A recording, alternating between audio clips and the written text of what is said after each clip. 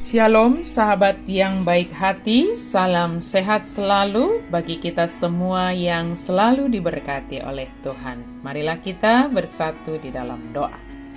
Damai sejahtera Allah yang melampaui segala akal, itulah yang memelihara hati dan pikiranmu dalam Kristus Yesus Tuhan kita. Amin. Firman Tuhan bagi kita pada hari ini tertulis dalam kitab Nehemia 1 ayat 1 sampai 11. Mari kita baca secara lengkap di tempat kita masing-masing.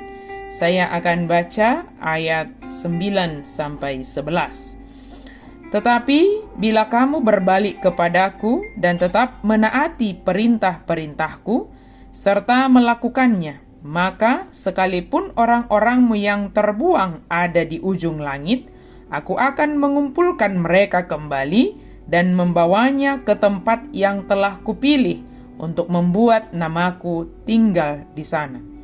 Bukankah mereka ini hamba-hambamu dan umatmu yang telah kau bebaskan dengan kekuatanmu yang besar dan tanganmu yang kuat?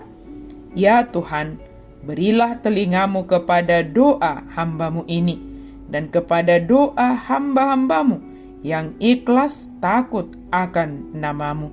Dan biarlah hambamu berhasil hari ini dan mendapat belas kasihan dari orang ini. Ketika itu, aku ini juru minuman raja. Tuhan mendengar seruan hambanya.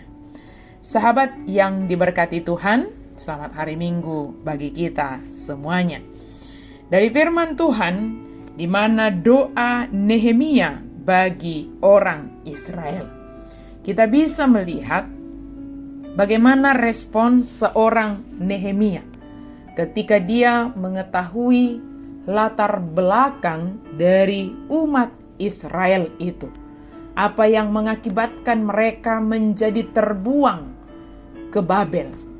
Apa yang membuat mereka mengalami sehingga Tuhan mengizinkan mereka mengalami pembuangan di Babel itu. Dia tidak reaktif ketika mengetahui kesalahan atau dosa yang dilakukan oleh orang-orang Israel itu. Dia tidak reaktif terhadap Tuhan, tetapi dia responsif.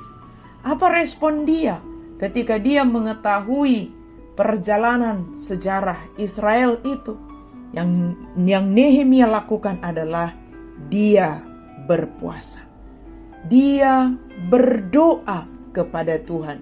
Dia mengaku dosa di hadapan Tuhan. Di dalam doanya itu dia mengaku dosa kepada Tuhan. Bahkan bukan hanya doanya secara pribadi, bukan hanya pengakuan dosa atau menerima pengampunan dosa secara pribadi, tetapi dia juga mendoakan seluruh umat Israel itu supaya Tuhan mengampuni dosa-dosa orang Israel itu. Kenapa Nehemia berdoa dan berani menyatakan apa yang dia minta dalam doa itu?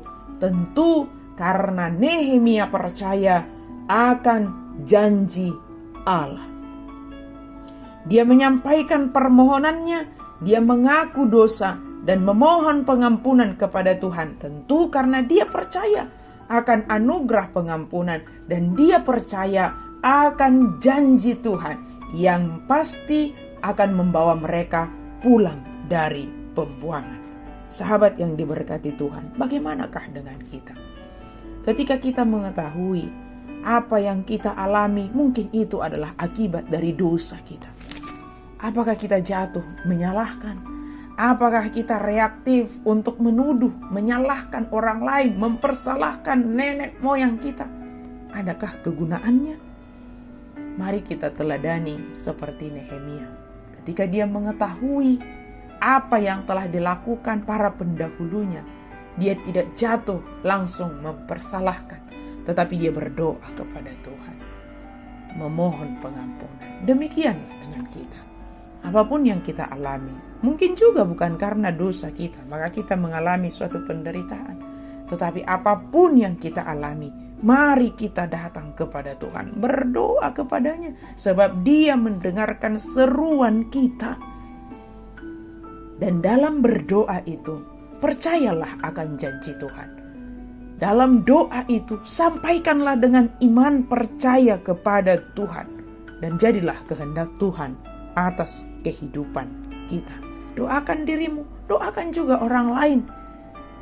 Supaya Tuhan juga memberkati sesama kita. Amin, mari kita berdoa. Terima kasih Tuhan untuk firman.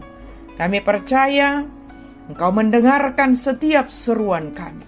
Apapun yang kami alami dalam kehidupan kami, biarlah kami datang kepada Tuhan, berseru kepada Tuhan. Sebab kami percaya tidak kurang tajam pendengaran Tuhan dalam mendengarkan setiap seruan kami.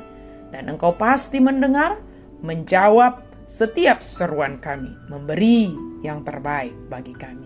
Dalam nama Yesus kami berdoa dan bersyukur. Amin.